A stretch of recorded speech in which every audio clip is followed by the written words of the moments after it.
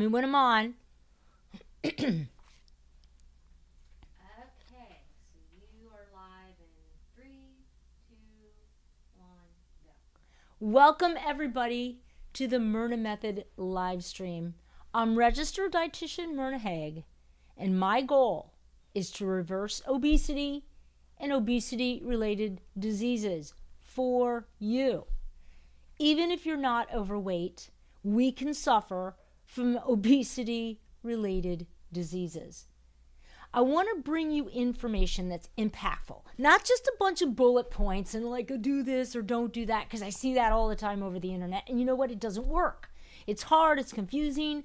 I want to bring you things that are super impactful that make a huge difference in reversing obesity, because 75% of all diseases are from obesity, associated, linked to. And if we can solve that, we've pretty much got our healthcare system under control. So tonight, or in this video, what I'm going to talk about is eating at the wrong time can make you fat. And I hear it all the time. Well, do I eat after 6? I don't eat after 6. I'm doing 14 hours fast. I'm doing intermittent fasting. I fast one day. All this timing, hogwash around food. What's the science behind it? Because when I get on the internet, all I see is like, oh, I'm doing intermittent fasting, and it gives you studies and it shows you this, but nobody's really sitting down with you, showing you the biochemistry, because everything has a pathology. And from my perspective, when you understand truly the biochemistry of how something works, then the studies are either going to make sense or they're going to make no sense at all. So we're going to really break down in this video eating at the wrong times. And what does that really mean? And does it really make you fat? And yes, it actually does. So Sam, if you're ready, let's switch it to the PowerPoint. All right. So eating at the wrong times can make you gain weight. And the idea with that is it really has to do with food timing and your own metabolic state. So what I mean by that is this whole food timing is really controlled with hormones. So we sort of have it backwards. We're thinking about time of day or when I'm eating, when I'm not eating, but we're not looking at your own metabolic state at that particular time. And that's really what I want to hit on, because that's truly the science behind if I eat now, if I eat later, am I going to gain weight? Is it better to eat in the morning, Myrna? Is it better to eat at night? Should I eat my meal mostly at breakfast and switch my meal patterns? All of this is irrelevant until you understand the science behind your own metabolic state. And what does that exactly mean? Well, when we think about metabolism, we have to think about our hormonal state in regards to the powerhouse of the cell called the mitochondria. Now, some of you probably heard that before. It's all over the internet like a big deal, right? So what is the mitochondria? It's this little organelle, many of them, that are in all our cells, because the mitochondria is how the cell gets energy. And every cell needs energy to make more cells. So liver cells need mitochondria, muscle cells need mitochondria, eye cells, skin cells, every single cell in your body needs to have energy to continue, if anything, to make more of itself, or to do what eyes do, or to do what blood does. All of these cells need energy just to stay the cell that they are.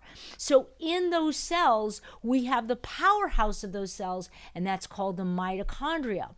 And the mitochondria uses fuels from the foods we eat to create something called ATP. And this is like electricity through your body. And it's done through fats, and it's done through sugars, and it's done through oxygen. It goes into this organelle. But these mitochondria have other properties as well, okay? But we're not going to get into all of that, because that would require other YouTube. And by the way, I think that's super, super interesting, and we should go there sometime, because it's linked to psychological disorders, gut issues. There's so much in regards to the mitochondria and how it works. But for our purposes in this video, We're going to talk about the mitochondria in regards to it just burning food, creating this ATP energy, and how the hormones that relate to the mitochondria that also relate to the appetite center. Bottom line, when we're looking at food timing and how this all relates, we're looking into really 5 metabolic states. Okay, when I talk about metabolism, I'm talking about 5 areas that are having to do with burning energy. Okay, so think of metabolism, think of mitochondria, and think of burn. That's how you got to think about it. So these are the 5 areas that are related to some extent to the time of the day.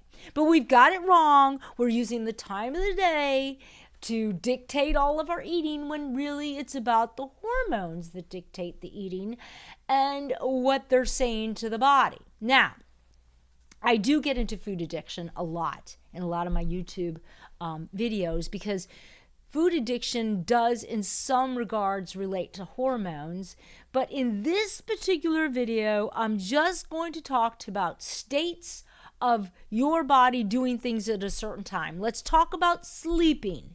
The hormone with that is melatonin, right? So when you're sleeping, the hormone melatonin is helping that happen, and that has to do with an energy system. They all have to do with the energy system, okay? Because we are beings that have to have energy at all times to stay alive. So stressing, when I say stressing, there's just normal day stress, and then there's really stressing during your day. Well, this deals with the hormone cortisol, okay? And that has some implications. All of this, again, deals with energy and deals for our desire for food. So all of these metabolic states hook up with the mitochondria and hook up with the brain and the appetite center. The other third one I talk about is exercising, and that is the hormones catecholamines. Okay, again, dealing with the mitochondria and dealing with the appetite center. So these are the centers that are all being involved, and all these things happen at certain times of the day. And then eating. Eating deals with the hormone insulin, once again dealing with the appetite center in the brain and the mitochondria. And last but not least, fasting. And that deals with the hormone glucagon. So when we really think of eating and certain times of the day, and does it trigger gain weight, the answer to that question is yes. Once you understand how these hormones work and how some of these happen at certain times of the day. So let's start out with sleeping. And everybody knows when that's the well, not necessarily. We can't say sleeping is necessarily at night. Some people can have night shifts, and maybe sleeping for them is during the day. But the key with that is we have circadian rhythms. And this has to do with an internal clock in our brain that regulates the cycles of alertness and sleepiness by responding to light changes in our environment. And that's the big one, because the light changes is what triggers the hormone melatonin. So when it turns dark, and it's done through the optic nerve, what happens is it tells the body to release this hormone melatonin, which then triggers sleepiness. And I know you've seen it, commercials on the internet. There's supplements that actually sell melatonin in a supplement form to help you sleep. It helps you get to sleep. It doesn't mean it's going to keep you asleep. So melatonin is what starts the sleep process. But let's talk about it from the idea of where do we get it naturally instead of a supplement. So it has to do with the circadian rhythms, and the goal with melatonin is to optimize your energy while you're sleeping. Now that sounds kind of strange, but the whole thing the body is trying to do 24/7 is energy. It's trying to keep you in a positive state of energy because it's got to have all the cells doing what they need to do, which means your energy's got to be there. So as far as melatonin's concerned, it actually enhances the uptake of glucose, sugar into the liver and brain. So when you're sleeping, the body is trying to actually reserve some of that energy, because in your sleep, the body's repairing, it's doing a lot of cool things. So in your sleep phase, the body is actually using melatonin to be more of an uptake, to be something that's more reserving energy. So you're not burning a lot of energy when you sleep, you're more or less reserving it. And how do you get to melatonin? It's when the optic nerve sees darkness, okay? It starts triggering this release. But the key with melatonin and where it comes from serotonin. Okay, so serotonin, again, is a hormone-like substance. And where does serotonin come from? 95%, that's a big percentage, of serotonin is made in your gut. Who would have ever thought? Now, serotonin is also the hormone that we relate to good mood, we relate to antidepressants, will do a lot with the serotonin levels. So serotonin is a good thing because it puts us in a good mood. So serotonin is also implicated in the hypothalamus, which is the appetite center of the brain. So I find it fascinating how we have certain hubs that are really part of all this system of energy. One of the hubs is the hypothalamus. That's the appetite center of the brain.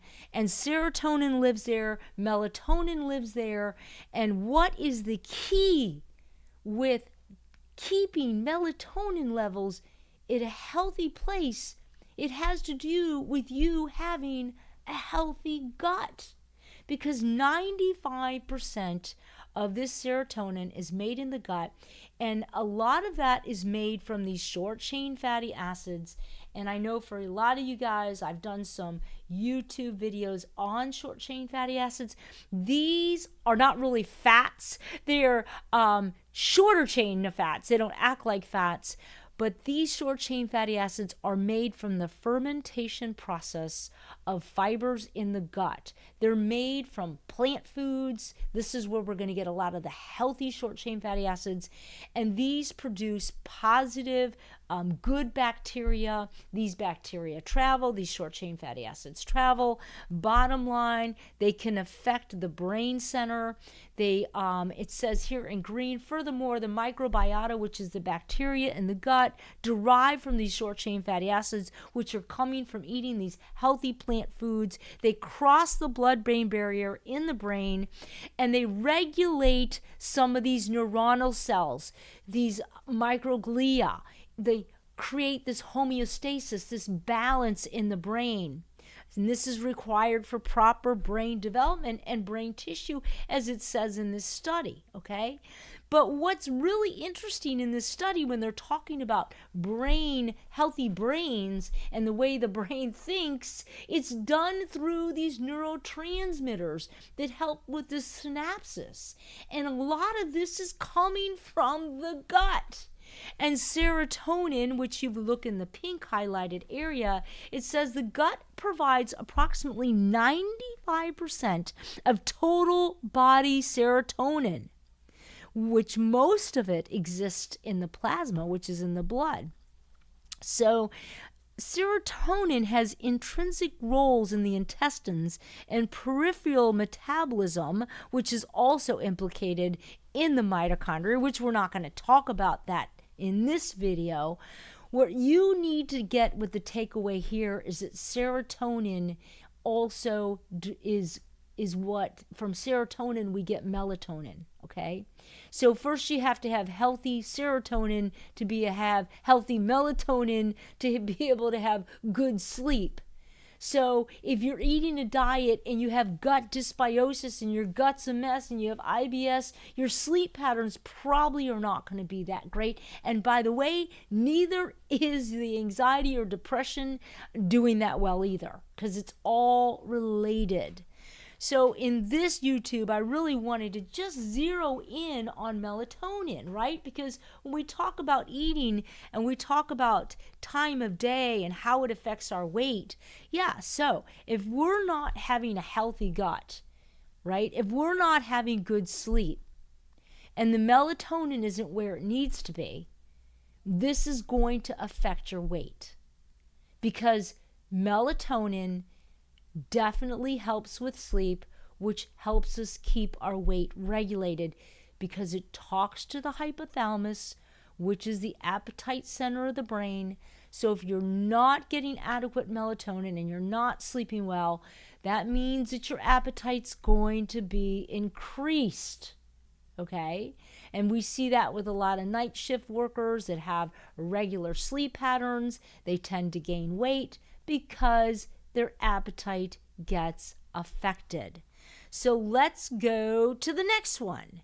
And the next one that we're going to talk about is, so let's finish this. Healthy gut, healthy melatonin, and it's triggered through short chain fatty acids that all come from eating a lot of these fibers, these healthy plants that create this good fermentation process. We're beans, we're talking about soluble fibers, insoluble fibers, vegetables, and fruits. Now, just because you're eating these foods, they still need to be balanced.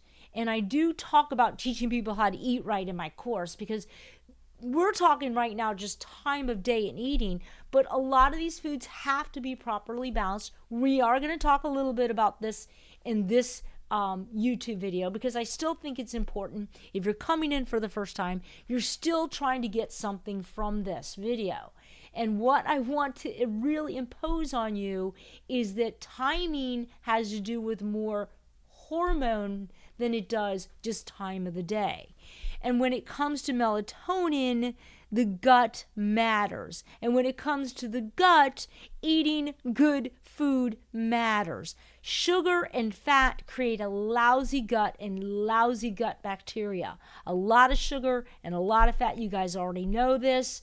You want to bring in plants, healthy plants, grains. You want to bring in the fruits, the vegetables, the beans, the lentils. This actually helps melatonin, creates a healthy gut, creates healthy serotonin, and this is great for your weight because it regulates that sleep pattern. So let's go into the next. We talk about stress, cortisol. This definitely has an effect on your weight in a really big way. And it also is a particular time of the day. Your cortisol levels are going to be opposite of the melatonin levels. So when you have cortisol raging, it's usually because it's a daytime thing and you're very alert. Now, the key with that is that, let me find the right. So when we think of cortisol, a lot of times we think of it in a negative way. But it's just about you being awake. So the body has a certain amount of cortisol all the time in the daytime because that's what kind of gets you through your day. And a normal amount of cortisol is actually a good thing, not a bad thing. So actually cortisol helps with, in this study, I show an example of how the immune system can be regulated by cortisol. So cortisol actually increases our immune responses.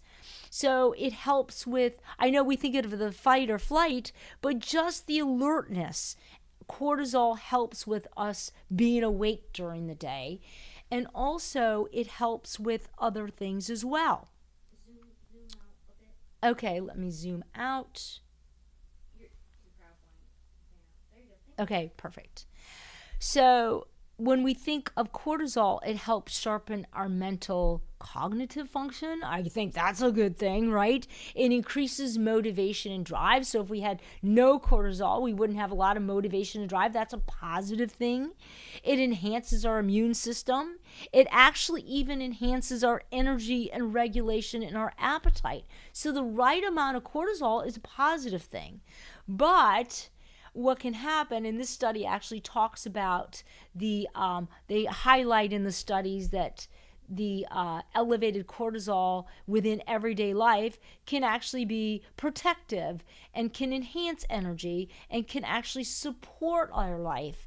But cortisol in excess, which we're going to talk about the pathology about that next, can actually cause metabolic syndrome.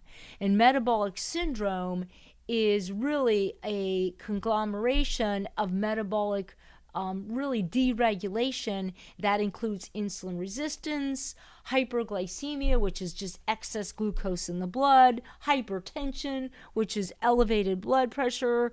It actually can increase your lipids, which is your cholesterols and your bad cholesterols. It contributes to elevated abdominal obesity.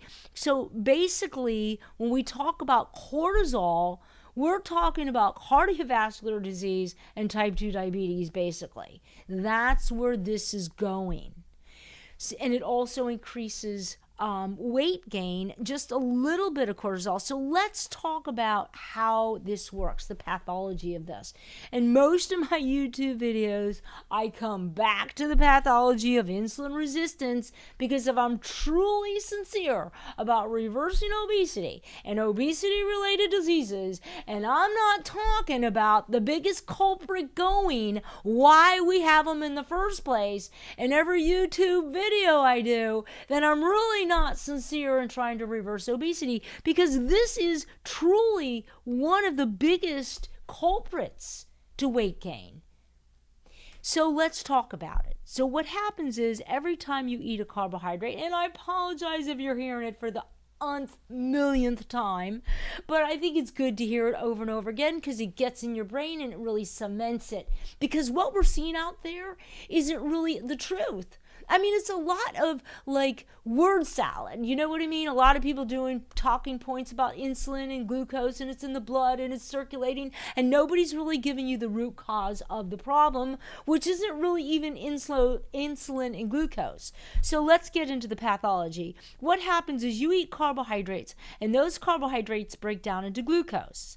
And as soon as that happens, the body releases a hormone, insulin.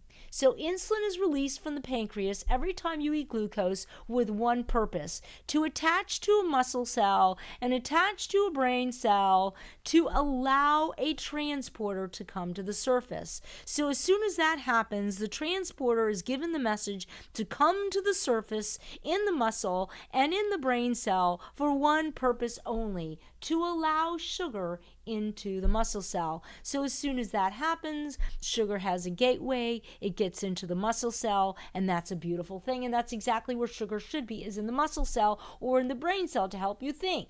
And the only way that happens is when insulin attaches to this receptor site and allows that message to take place. But here's what happens with insulin resistance. Here's what happens with metabolic disorders, is that doesn't take place because the insulin receptor site gets clogged up with too many excess fatty acids. Fatty acids come from two places: too much body fat, because body fat just does what body fat does, and it releases fatty acids into circulation. That's what fat cells do when you have too many of them. And the second place you get excess fatty acids is dietary fat. And you got it, and I'm telling you the truth, avocados and nuts and olive oil, they're good fats, but in excess, they're excess fatty acids. And these excess fatty acids begin to accumulate in places they shouldn't accumulate, like in muscle cells, like in liver cells, like in places they're not supposed to be. And these fatty acids begin to circulate and accumulate in non-fat tissue, and they actually clog up that receptor site, not just in muscle cells, but also in brain cells. And this does not allow glucose into the muscle cell, so glucose begins to build up outside the muscle. And what does the pancreas do? It releases more insulin. Now, here's the deal. You have more insulin in your blood, you're hungrier. That's just what insulin does. So what does everybody do? They start looking at insulin, they start looking at glucose as being the problem, and clearly you can see the pathology because I'm drawing it for you. The problem is right here. If we could unclog those receptor sites, well then yes, we would get the transporter to come to the surface of the cell and we would have no problem. But it is a problem for most of us because this is happening a lot and it is the number one culprit for most of the weight gain. So what happens is this glucose then begins to go in a fat cell. And why is that? Because fat cells are always ready to store anything. So you put glucose into a muscle cell, it stays as glucose. You put protein into a muscle cell, it stays as protein. You put glucose into a fat cell and it becomes a fat. And that right there ought to tell you something haywire with that one. So you could have a beautiful glucose molecule meant to energize you, creating more fat. And you didn't even eat more. Do you get what I'm saying? You get insulin resistance. You start eating a lot of fats. And I know, I see it on the internet. Oh, fat's okay. Fat doesn't make you fat. No, fat doesn't make you fat. It's not knowing how to eat fat that makes you fat. It's not knowing how to eat that does it. Not just one particular macronutrient. But what happens is this receptor site gets all clogged up because you're just too fat and you're releasing fatty acids, you're eating too much dietary fat. We can reverse this. Type 2 diabetes is really insulin resistance a decade before. So everybody's looking at insulin and glucose as being the problem, and they want to just clear it from the blood, but that's not the root cause of the disease. And they do that. They give you diets that reverse this, and they say, oh, eat low carbs and eat more fat. So as you're eating low carbs and eating more fat, you're getting more diabetic. But of course, they don't find out till later because your A1C drops. They say, wow, look at you. You have no sugar in the blood. Isn't that wonderful? And you're getting the disease worse. And this is why I'm so passionate about telling people, because the CDC, Center for Disease Control, says there's no cure for type 2 diabetes, and that's not true. There is. They're just going down the wrong rabbit hole. They're talking about insulin, they're talking about sugar, and they're missing the culprit of the disease. So why am I getting this started? And what does this have to do with cortisol? Well, here you go. The reason why the body will release cortisol, which is really the fight or flight hormone. Cortisol is the stress hormone. And the way it was supposed to work millions of years ago is you got stressed when a lion was roaring about a quarter mile from you. You got super stressed because you knew you better fight or flight. You better figure out how to get out of that situation. So always, when there was a stressor, there was going to be activity. That's just how it works. So the only time you don't need insulin to shuttle sugar into a muscle cell is when you're exercising. Yeah, so what happens when you're exercising is the body releases catecholamines, and we're going to get to those later, and these hormones help trigger the transporter to come to the surface of the muscle cell. It doesn't even matter if you have insulin or not. Those muscles are open for business as soon as you start moving, because the muscle wants sugar inside them so you can move quickly. Makes sense to me. So if you're eating a low-carb diet, your body is going to go, oh my gosh, if a lion's chasing you and the only thing you caught was buffalo and you have no carbs in your body, you got a real dilemma because your body needs carbs to move vigorously. Muscles want carbs. The fact that they don't need them to create energy is a whole nother matter. But here's what you need to know. As soon as cortisol is raging in your blood, now your body has a normal amount of cortisol to get through the day, and that's beautiful. It's regulated. I'm talking about when your boss is screaming at you, or the kid's got to be somewhere in 10 minutes, and it takes 30 minutes to get there, and your stress is at the high level, but you're not running. You're not running, but the liver doesn't know it. The liver dumps glucose into the blood every time you have a stressor. So every time you release a lot of cortisol and that is what the stress hormone is. Cortisol at low levels keeps us motivated. It actually helps us. But when we have stressful situations, the liver is going to take it upon itself to release glucose into the blood. It's kind of like you dumped a bunch of candy bars and you never got to taste it. So when the liver dumps this glucose into the blood and you have a metabolic disorder, in other words, you have a lot of these insulin receptor sites all clogged up and the glucose is dumping glucose into the blood, or the liver is dumping glucose into the blood, then the next thing that happens is the pancreas starts to release a lot of insulin. And the hormone insulin in the blood does one thing to you. It makes you want more carbs. Yup. So when you are stressed, you're getting a bunch of candy bars thrown into your blood, which you never got to enjoy, and you're getting a lot of insulin, and you're going to be hungry for a candy bar. And you didn't even start the show. The liver did.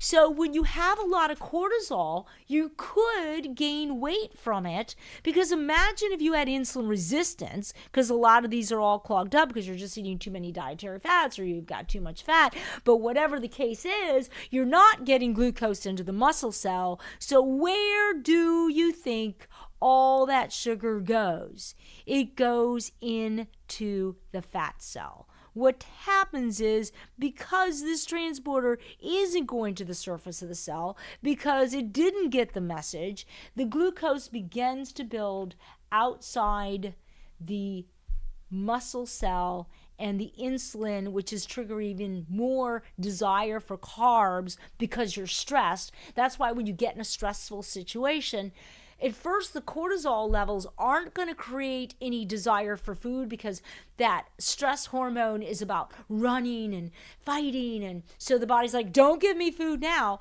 But you are building up that insulin. And by the way, that sugar is going to be stored in the fat cell in the belly area. That's typically where the fat is deposited when it comes to stress, in the belly. So you start getting a muffin top. You also get that with insulin resistance when a lot of these are knocked out. But bottom line, you're stressed out, you're dumping sugar in the blood, you're dumping insulin, and about 2 hours later, when that cortisol begins to calm down, you still got all this sugar, you got all this insulin, and the first thing you're going for is comfort food. You want the comfort food. And it isn't something that's like you're hungry for necessarily. It's just something you just really desire. And this is all because of the cortisol surge. So this can also happen certain times of the day. So I'm going to go back here. So when you're stressed, your body releases cortisol. And when you release cortisol, you're releasing candy bars into your blood. So the question is, how do I eat when I'm releasing candy bars in the blood? Common sense is, don't eat more candy bars to throw in the blood, right? So if you're stressed out and you know you're going through this spiral of the liver reacting to the stress, putting more of this glucose in the blood, how you counter that is you actually try to balance the sugar in the blood with, not by eating more sugar. So we're not going, cortisol levels are high. The worst thing you can do is eat more sugar. That makes it worse. You want to bring in protein and fiber to balance the stressful glucose, because protein and fiber will help, because you're going to want to have some kind of comfort food. You're going to feel like you need something to eat because the body is kind of creating this fight or flight scenario for you. That's when you bring in the protein and fiber. So if you're an executive, and let's say 11 in the morning until 3 o'clock is your most stressful part of the day, that's when you're at work, you're dealing with customers, lunchtime, okay, shouldn't be a carby meal, because when you also release this insulin into the blood, especially when you're stressed, it's going to make you fatigued. right about 3 o'clock in the afternoon. And that's what tends to happen. You get super fatigued. So the last thing you want to do is eat a lunch loaded with carbs. You want to bring in mostly protein and fiber. You want to eat a little leaner. And most people know this because when they're in that stress place, they almost do better fasting, or they almost do better not eating. I get it. Because the hormones are taking control. But I just want you to know that this cortisol hit actually triggers more glucose into the blood. And how do you eat? You eat leaner.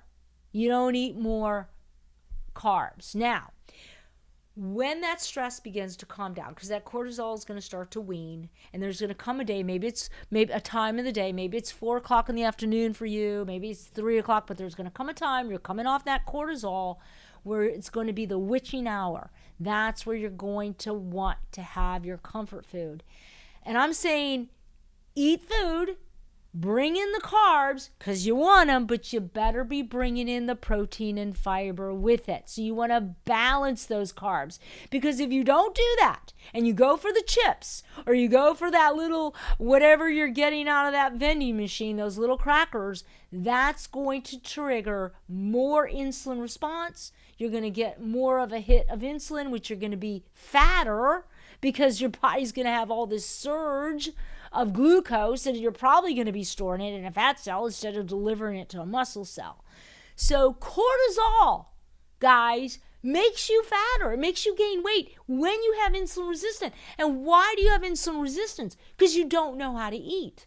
Because you're thinking that you're okay just eating the way you want to eat, and you really aren't. You got to balance the macronutrients, protein, fiber, carbs, and fat. You got to know how much you need of each of those macronutrients. End of the day. That's it.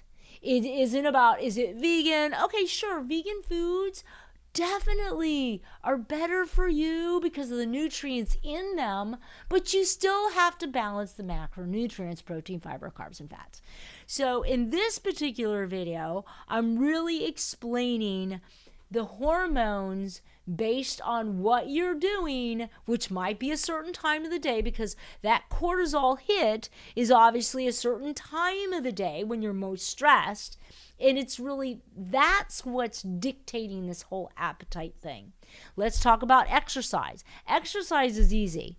It releases hormones that actually release more sugar in the blood, believe it or not, but it helps put the sugar in the blood into the muscle. So in a way, exercise can reduce sugar out of your blood, because when you exercise, all doors are open. Those muscles are ready just to dump, bring that sugar here, they say. They open up all their transporters, ready to bring it in.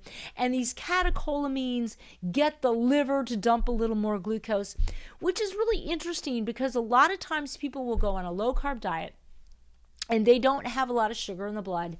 And they'll get to the gym and they'll just be like slugs. They'll be like, oh, they got to have all the motivation they can. Maybe they're drinking caffeine. They're doing whatever they can to hit those cortisol levels to try to get a little bit of motivation.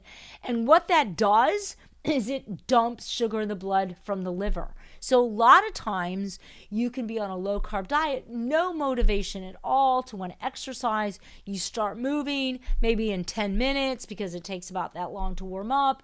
The muscles start releasing these hormones which tell the liver to dump sugar in the blood. Catecholamines are like us little steroids. They're like a stress hormone in a way because it's physical stress.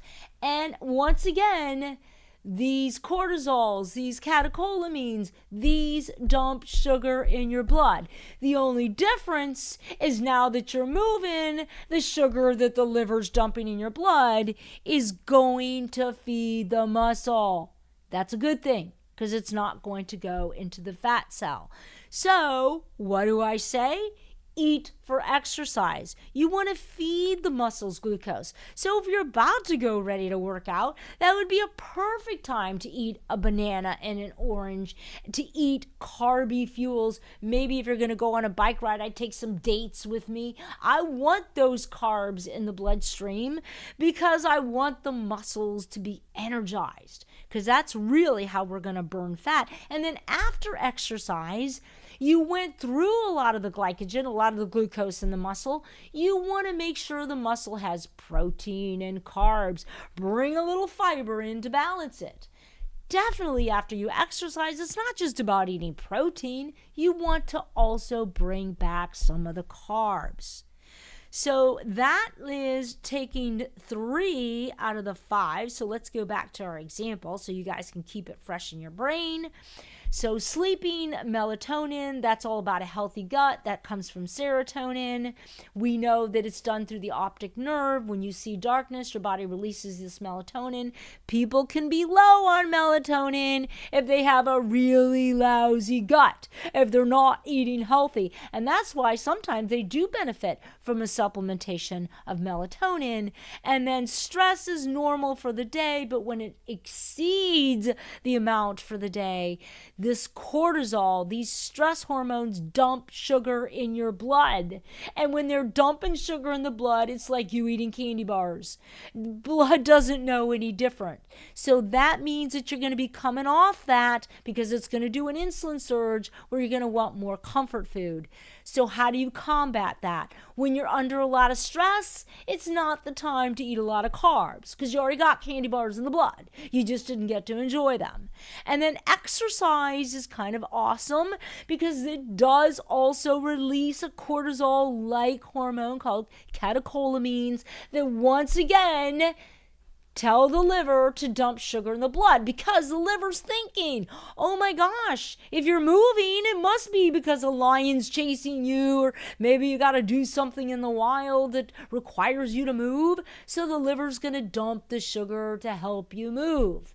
But unlike the cortisol that's being dumped when you're not moving, although if you did have a stressor, let me just do a little caveat here. If your boss was yelling at you and you did dump a bunch of cortisol and then you went and ran a mile, you'd probably be fine because then the muscles would open up, take the sugar in. But let's say you're not going to go run a mile as soon as your boss gets a little bit on you about a deadline. Okay, so that might not be realistic, but the exercise part is. So that's kind of a beautiful thing because that shows a stress hormone, physical stress, actually serving us because the liver's pushing the sugar into the muscle so you can exercise better. So you're on a low carb diet, you start warming up, and then all of a sudden you get this second wind. Well, it ain't a second wind, people. That's just the liver pushing a little sugar in the blood to help you out. It's short-lived, by the way, 45 minutes max, and then you're in the dumper, okay? So it's short-lived when you're on a low-carb diet. And then the next thing we're going to talk about is actually eating, because that triggers the hormone insulin. So let's go back to our example because I think we can knock that out super quick. Because when we talk about insulin, we're really talking about when it is being called to the blood because you ate sugar, you ate a carbohydrate. So insulin comes to the blood for one reason only, to shuttle that sugar into a brain cell, into a muscle cell, because the brain and the muscle, they want sugar. In fact, brain cells and muscle cells are the storage container for sugar. Okay, it's actually a positive thing. But why it's turned into a negative thing is that we have an insulin-resistant epidemic in our country, basically. And it's because of all this fasting people are doing, and we'll talk about that next. And it's creating a deregulated metabolic problem. Okay, so basically insulin is something you have to regulate by knowing how to eat carbs. It's that simple. So if you just eat a carb because you want to eat a carb and you eat bread, or you eat, let's say, drink lemonade, those carbs are going into the bloodstream and like 5 minutes, because protein takes 2 hours to get to the bloodstream. Fat takes a longer time as well, but I don't like to use fat to slow food down with, because it causes so many other metabolic problems, like with insulin resistance, clogging up these receptor sites. But protein takes 2 hours. So you want to take a slow mover like protein, and you want to combine it with a fast mover carb, because you don't want those carbs going to the bloodstream super fast. This would be a big problem. A lot of insulin, and then you're going to want to eat more, because when you have a lot of insulin in the blood, you're hungrier. So eating triggers an insulin release. So we want to know how to regulate our carbs. And it's real simple, folks. Slow those suckers down. Unless you're exercising, then throw them in, right? But yeah, if you're just sitting at your computer and you're munching on chips, or you're munching on a lot of carbs, and you're not combining those with some protein and fiber to slow those down, you're in big trouble. Especially if you have insulin resistance, because you're going to get fatter. You didn't even eat more calories and you're going to get fatter. It didn't happen in my younger days, right? Because I could eat carbs and I didn't seem to get this belly. But it's not going to be the case anymore. So insulin is a hormone that actually, depending again on eating, when you're eating and how you're eating, can trigger you to gain weight. And it's going to be because of this insulin receptor being all gunked up because of too much fats. So let's get to our last hormone, and this one is actually glucagon, okay? And this is the one that's triggered with fasting. So glucagon is actually, here we go again, it's a hormone that tells the liver to dump more glucose. Do you notice one thing I keep talking about? Liver dumps sugar into the blood. Yep. So if you're a diabetic, a lot of times they can have an increase in blood sugar just because they're stressed out. Not that they're eating carbs, it's just they're stressed out and their liver is just dumping all this sugar in the blood. So when you're fasting, your body is releasing a hormone called glucagon. So let's talk about that, because I know fasting is such a big thing right now. And let's get into it. So this is a hormone that gets released, and this study talks about glycogen, which is stored glucose in the liver. It's also in the muscles. And this talks about as blood glucose levels fall during fasting. So as you're fasting, the glucose is getting less and less and less, right? Less in the blood. And a lot of people think, oh, this is a really good thing. But in some respects it is, but it all comes to knowing how to eat, because eventually you're going to have to eat. But in regards to this one particular study, they talk about blood glucose levels that fall during fasting, then triggers the pancreas to secrete an increased amount of the hormone glucagon. This action also reduces insulin. So when you have glucagon in the blood, you don't have insulin. So the body has very little insulin, very little glucose, and now you're going to get a release of glucagon, again coming from the pancreas. And what glucagon does is it decreases any storage of glucose in fat cells. So all of a sudden you got glucagon and you're fasting, and the body's like, oh my gosh, we are not going to put any sugar in fat cells. We're going to start burning fats, which is why so many people are so addicted to this fasting. But here's the downside to it.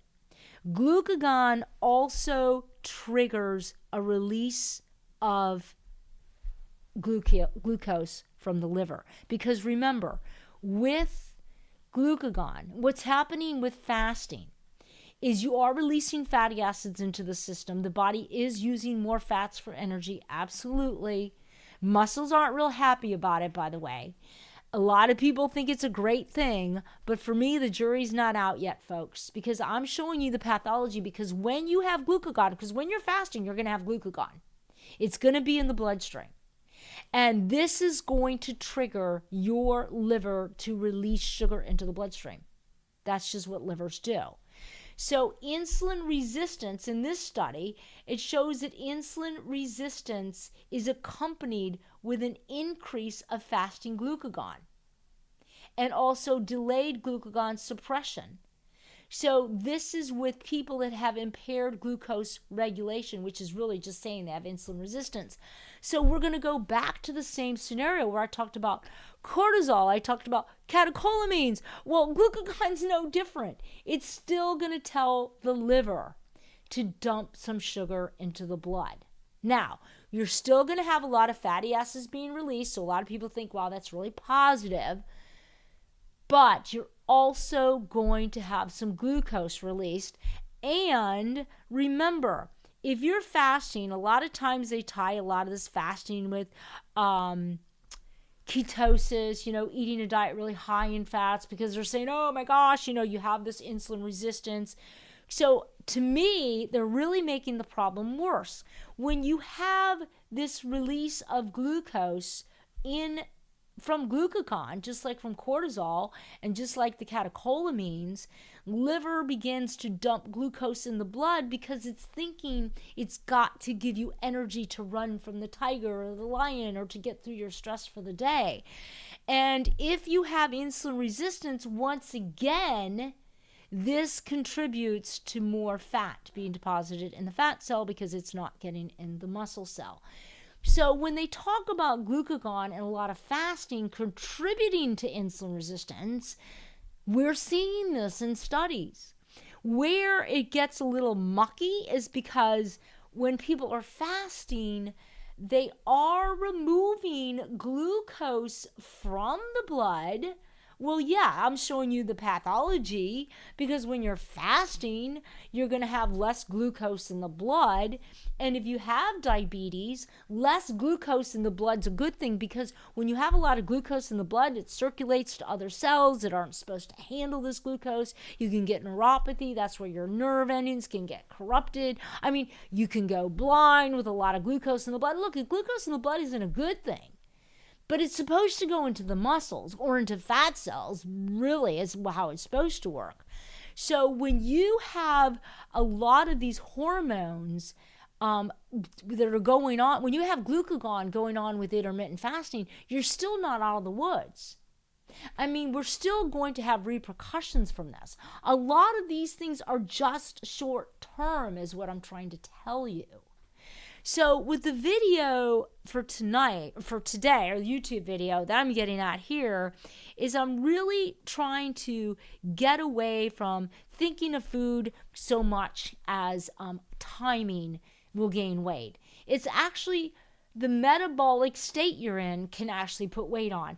Not necessarily that you're eating more calories, it's just that you're possibly creating this metabolic state that's either increasing your appetite, increasing weight gain, because of the pathology I showed you of how it all works.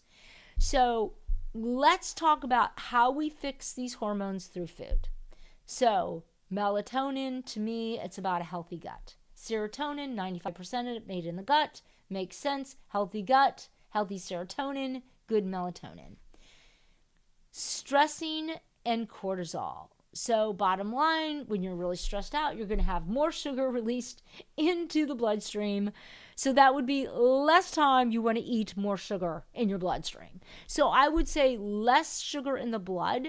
The problem is you can't sustain that. Only do it during your stressful period, because muscles don't like the fact you're starving them of sugar. And they're going to want carbs. I talk about this when I teach people how to eat in my Lean Life program. Muscles want carbs. You have to know that. But when you're in a stressful environment, what you want to try to do is eat protein and fiber. That's what you want to add, because you're already putting sugar in the blood with the stress. If you eat a comfort food and you eat a carby food while you're stressed, two things you're going to notice. You're going to be really tired, and you're going to think it's the stress, but it's probably the comfort food that you ate on top of the candy bars the liver dumped. So the goal with stress is we're going to eat a little leaner during the stress. We're going to eat more protein and fiber, less carby, sugary foods. Sugar makes it worse when you're stressed. It compounds the problem. Exercising, that's an easy one. Eat more sugar. So when you're exercising, knowing these catecholamines are going to help move the sugar from the blood to the muscle, which is exactly what you want. You don't need insulin. Muscles are open for business.